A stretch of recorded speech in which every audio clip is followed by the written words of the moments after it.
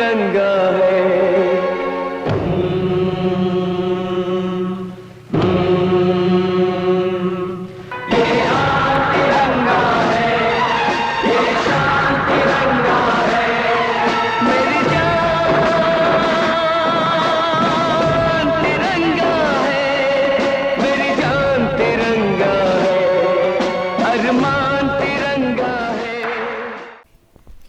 पंद्रह अगस्त और 26 जनवरी दो ऐसे दिन, या मैं कह सकती हूँ 2 अक्टूबर भी, ये ऐसे दिन हैं जब हमारी रूह में देशभक्ति दौड़ उठती है और हम कहते हैं विजय विश्व तिरंगा प्यारा, झंडा ऊंचा रहे हमारा।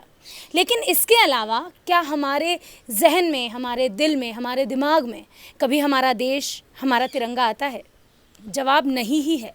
अगर आप कह भी देंगे कि हाँ आता है, तो मैं कहूँगी आप झूठ कह रहे हैं, क्योंकि हम में वो देशभक्ति नज़र ही नहीं आती जो देशभक्ति हम में होनी चाहिए। अगर मैं आपसे सवाल करूं हमारा तिरंगा दिवस कब आता है, तो आप इसे भी गूगल करेंगे। और यही एक सवाल है जो बार बार हमें ये उत्तर देने पर मजबूर करता है कि हम भारतीय देशभक्त तो होते हैं, लेकिन सिर्फ 15 अगस्त, 26 जनवरी या थोड़े ज़्यादा देशभक्त हुए तो 2 अक्टूबर को। लेकिन हमारे साथ कुछ ऐसे देशभक्त भी हैं जो हमेशा देशभक्ति करते भी हैं और देशभक्ति की इस भावना को हम सब में जगाना भी चाहते हैं। आज तिरंगा दिवस है क्योंकि आज 22 जुलाई है और इसीलिए आज मैं इस वक्त जहां मौजूद हूं, मैं एक ऐसी शख्सियत के साथ मौजूद हूं जो ये लड़ाई लड़ रहे हैं सालों से कि हर एक भारतीय जागरूक हो, हर एक भारतीय अपने देश से प्यार करे तिरंगे से और जाने तिरंगा क्या है। मेरे साथ इस वक्त मौजूद हैं रवि अत्रोलिया जी। रवि जी नमस्कार। नमस्कार जी। जब भी मैं ये नाम लेती हूँ, अगर आप इस नाम को गूगल भी करेंगे तो सबसे पहले आएगा तिरंगा अभियान। तो मेरा पहला सवाल आपसे यही है रवि जी, तिरंगा अभियान की शुरुआत कैसे और कब से? बहुत सही सवाल है।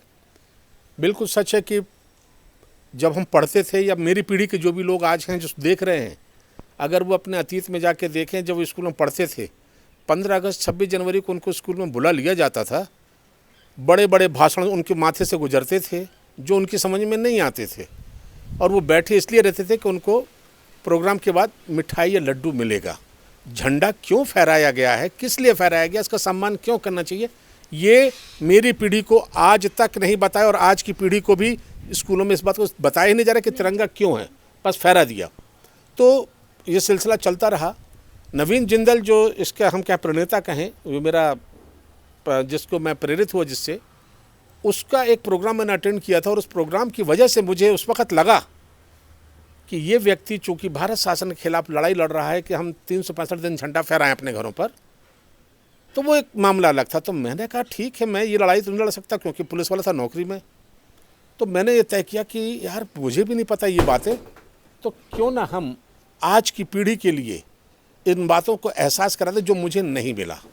और इस तरह से दिमाग में आया। फिर मैंने पूरे भारत में घूम फिर के इसकी सामग्री इकट्ठी की, पुष्टि भी की कि भाई ये कहीं कोई गलत जानकारी ना चली जाए मेरे हाथ से। और उसके दौरान मुझे पूना में जो मैडम भिखई जी कामा का राष्ट्रध्वज पड़ा हुआ है, जो उन्होंने जर्मनी में फहराया था, स्टुटगार्ट में, नहीं वहाँ पर विदेश में फहराया था, यस, वो ओरिजिनल झंडा वहाँ रखा था। और जो मुझे रिसर्च में झंडे की फ़ोटो मिली टोटल डिफ़र कर रहे थे। तो मैं पुष्टि भी करता जा रहा था कि जो मैं जानकारी इकट्ठी करूँ वो है कि नहीं। उस जानकारी को इकट्ठी करने के बाद फिर ये फाइन आर्ट्स कॉलेज जो अपना इंदौर में है, वहाँ पर वहाँ के बच्चों को इकट्ठा किया। इस्माइल लहरी जो कार्टूनिस्ट है उसको इकट्ठा किया, मैंने अपनी बातें उनको समझाई। और फिर मेरे घर में एक वर्कशॉप जैसी चली मलारगंज थानीपुर वाले क्वार्टर पे, कि सब ने बैठकर तिरंगे झंडे का जो मैं प्रोग्राम देता हूँ उसके सारे पोस्टर उन्होंने बनाए हैं। इस तरह से वो तैयार हुआ। और फिर हमने 22 जुलाई 1997 को सेंट राइफल स्कूल में पहला प्रेजेंटेशन दिया था। उस वक्त तो वो मेरा पोस्टर प्रेजेंटेशन हुआ था जैसे वो मेडिकल वाले एक एक पोस्टर पलटा के बताते वैसा था।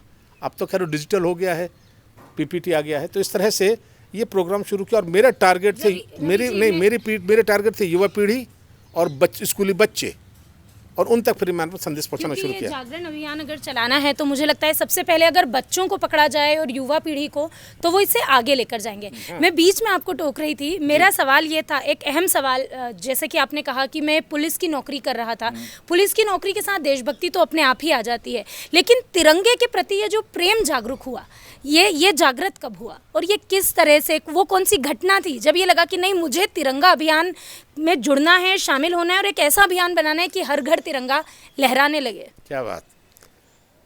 15 अगस्त 26 जनवरी को बच्चे लोग जो कागज़ के तिरंगा लेके खेलते कूदते हैं और खेलते खेलते फेंक देते हैं, और फेंक देने के बाद एक बार जब मैं कंट्रोल रूम से वापस घर जा रहा था तो काफ़ी कुछ कागज़ के तिरंगे पड़े हुए थे और लोग बाग उन पर वाहन दौड़ाते हुए निकले चले जाते। मतलब किसी को ये नहीं लग रहा था कि मेरे देश का झंडा ज़मीन पर क्यों पड़ा हुआ है, किसी ने उठ के नहीं उठाया। मैं अपने जो पुलिस कंट्रोल रूम की गाड़ी से जा रहा था उसको खड़ा किया और जो सिपाही थे उनको फटा के हटवाया, ट्रैफिक को थोड़ा सा रुकवाया, पर जो झंडे कुछ पे तो उनको उठाया। लोगों ने देखा, सोचा कि पागल पुलिस वाला है, चला आया। उस वक्त मुझे लगा कि अब तो भाई अति हो गई है। मतलब जो लोग अपने देश के झंडे की नहीं कदर कर सकते, फिर उनका होना भविष्य क्या होगा। दैट्स वाई फिर इसको मेरे को लगा कि मुझे इस आग को तो भड़काना पड़ेगा, और इस तरह से ये शुरुआत हुई। रवि जी ने जैसे अभी कहा कि हमारे देश की जनता को ये नहीं पता कि हमारे तिरंगे की ताकत क्या है, इसी को लेकर बहुत जल्दी रवि जी एक ऐसा काम करने जा रहे हैं जिससे मुझे लगता है कि बहुत जल्दी सारे भारतीयों को पता होगा कि झंडे की ये जो यात्रा है वो कैसे शुरू हुई, किस तरह से हमारे देश में झंडे को लेकर लोग जागरूक हुए और कैसे हमारे देश के स्वतंत्रता सेनानियों ने इसका इस्तेमाल करना सीखा। लेकिन वो उसमें अभी थोड़ा वक्त है, रवि जी उसके बारे में ज़रूर बताएंगे और उसके लिए हम एक बार फिर से बात करेंगे। लेकिन क्योंकि आज झंडा दिवस है तो झंडा दिवस पर सबसे अहम बात मैं आपसे ये पूछना चाहूँगी रवि जी, हमारे झंडे में 3 कलर है, अशोक चक्र है, उसमें 24 तीलियां हैं, उसका एक अपना महत्व है, वो विकास की यात्रा करता है, वो हर तबके के विकास की कहानी कहता है। उसके जो 3 रंग हैं वो अलग अलग चीज़ों को, एक साहस बताता है, एक शांति बताता है, एक हरियाली बताता है, खुशहाली बताता है। हमारा देश कृषि प्रधान देश है, उसमें हरे रंग का एक अलग महत्व है। लेकिन आज दुनिया, भारतवासी जिस तरह से झंडे को देख रहे हैं और हमें उस झंडे को किस तरह से देखना चाहिए और उस झंडे का वो कौन सा पहलू है जो रवि अत्रोलिया को सबसे ज़्यादा पसंद है, मैं चाहूँगी आप वो ज़रूर बताएं। सुनिए, ये तो आम भारतीय के दृष्टिकोण है रंगों का अर्थ का। रवि अत्रोलिया इन झंडे के रंगों में कुछ और ही देखता है। संविधान सभा में 22 जुलाई 1947 को पंडित जवाहरलाल नेहरू आज़ाद भारत के राष्ट्रध्वज तिरंगे का प्रस्ताव लेकर और साथ में उसका नमूना लेकर संविधान सभा के समक्ष पहुंचे। वहां पर संविधान सभा के सारे सदस्य और अध्यक्ष डॉक्टर राजेंद्र प्रसाद मौजूद थे। वहां पर उन्होंने पारित प्रस्ताव के बारे में घोषणा की कि आज़ाद भारत का राष्ट्रध्वज तिरंगा होगा, और इसीलिए 22 जुलाई राष्ट्रध्वज तिरंगे का अंगीकार दिवस है टेक्निकल लैंग्वेज में, और हम अपनी आम भाषा में कहते तो तिरंगे का जन्मदिन है। तो रवि अत्रोलिया जो देखता है, अब मैं ये कहूँ कि भारत एक धर्मनिरपेक्ष राष्ट्र है, यहाँ पर सभी धर्मों के लोग मिलजुल कर रहते हैं, और ये विश्व मानता है कि भारत एक इकलौता देश है जहाँ पर सभी धर्मों के लोग एक साथ मिलजुल कर रह रहे हैं और भारत सबको स्वीकारता है। तो अगर मैं ये कहूँ कि केसरिया हिंदुत्व का प्रतीक, हरा इस्लाम का प्रतीक, और सफ़ेद जो है, जो हमारे यहाँ अन्य समुदाय धर्म हैं, छोटे छोटे धर्म, उन सबको मिला के वो एक प्रतीक अगर हम कह दें, और ये तीनों रंग मिलकर भारत का दृश्य उपस्थित करते हैं, और ये तीनों एक साथ चिपके हुए हैं, अलग अलग नहीं है, इज इट। और इन तीनों को जोड़ने के लिए जो चक्र है विकास का, उसका व्यास भी इतना बड़ा रखा गया है कि सफ़ेद रंग की पट्टी की चौड़ाई के बराबर, ताकि दूर से केसरिया को और हरे रंग को छूता हुआ दिखे। मतलब ये एकता का प्रतीक है। तो मेरी नज़र में तो झंडे का यही में अर्थ है। ये जो तिरंगे का महत्व बताया, मैं जानती थी कहीं ना कहीं रवि जी की नज़र में तिरंगे का महत्व अलग ही होगा। पुलिस की नौकरी करते हुए तिरंगे के प्रति इतना प्रेम आना, देश के प्रति इतना प्रेम आना, एक जागरूकता अभियान चलाना, बहुत मुसीबतें आई होगी। श्रीमती जी ने कैसे सपोर्ट किया? देखो, सबसे पहले तो विभाग की बात कर लूँ। जब ये मैंने 1997 में शुरू किया तो स्कूलों में जब प्रोग्राम देने जाता था तो एक्चुअली मैंने तय कर लिया था कि जो मेरी ड्यूटी ऑफ होगी जिस वक्त उसको एडजस्ट करूंगा मैं, इज इट। दिन में ही, और जाता था। तो इस पर विभाग के लोगों ने आपत्तियाँ ली कि नौकरी भाई क्या करो। मैंने कहा क्या गलत कर रहा हूँ। फिर उसके बाद थोड़ा सा एसपी लेवल तक पे ये बात गई कि साहब ये तो बहुत भाषणबाजी करते फिर रहे हैं स्कूलों में, ड्यूटी करते नहीं है, ऐसा वैसा। तो आनंद मोहन माथुर साहब जो हैं एडवोकेट जनरल रह चुके हैं, वो मेरे आदरणीय, तो उनसे मैंने चर्चा की। तो उन्होंने मुझे एक लाइन में दो कह दिया, रवि तुम्हें डरने की जरूरत नहीं विभाग से। भारत के संविधान में अधिकारों के साथ साथ कर्तव्यों के साथ दायित्व भी बताए गए हैं, और ये भारत के नागरिकों का दायित्व है कि वो राष्ट्रध्वज का सम्मान करे, प्रचार करे, प्रसार करे। तो तुम वही तो कर रहे हो। वही कर रहे हैं। तो मैंने कहा गुड। उसके बाद फिर एक बार जवाब तलब हुआ, तो जब ये जवाब दिया तो बात खत्म हो गई। तो रवि जी, इसके अलावा परिवार से किस तरह का सहयोग मिला? परिवार में तो मैं ये कह दूं कि श्रीमती शिक्षा विभाग में थी, तो वो भी मेरी भावनाओं क्योंकि देखिए विवाह जो है ना, पति पत्नी में एक विचारधारा की होता तभी चलती है मस्त। तो उसने मुझे पूरा सपोर्ट किया, यहाँ तक कि मेरी बच्चियों ने मेरे साथ प्रोग्राम देना शुरू किया है। तो ये है। और अब मैं ख़ास तौर से अब जो आज का दिन है, मैंने कोशिश ये चल रही है मेरी कि 22 जुलाई राष्ट्रध्वज तिरंगे का जन्मदिन है। आज की पीढ़ी उत्सव प्रिय है। आज के नागरिकों को बताना चाहता हूँ कि वे राष्ट्रध्वज तिरंगे का जन्मदिन मनाना शुरू करें।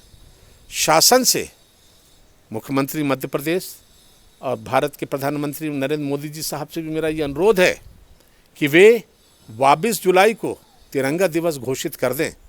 मेरा अनुरोध ये है कि उस दिवस घोषित करें, लेकिन उस दिन छुट्टी नहीं चाहिए, उस दिन कोई अवकाश ना दिया जाए, बल्कि शिक्षण संस्थाओं और विभिन्न संस्थाओं में घंटे 2 घंटे का तिरंगे पे आधारित कार्यक्रम हो, ये मेरी अपेक्षा है। और सारे भारतवासी तिरंगे का जन्मदिन अपने स्टाइल में मनाएं, साइकिल रैली निकालें, पूजा करें, आरती करें, हवन करें या केक काटें या जो भी तरीका है, बट मनाएं।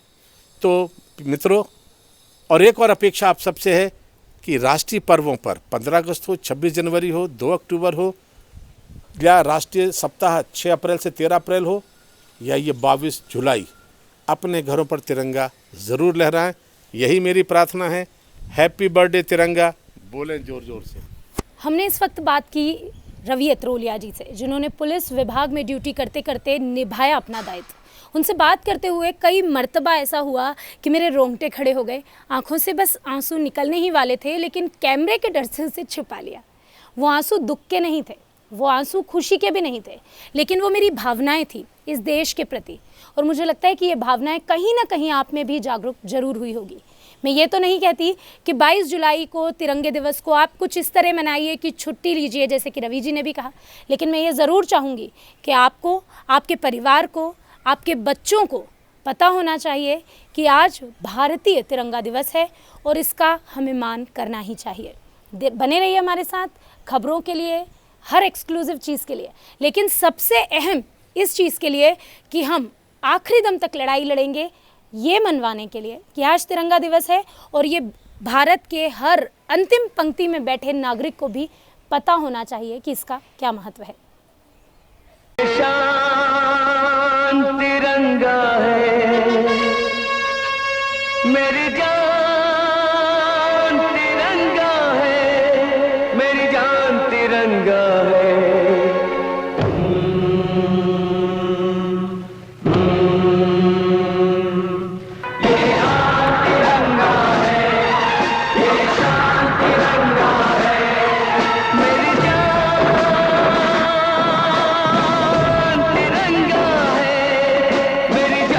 तिरंगा है, अरमान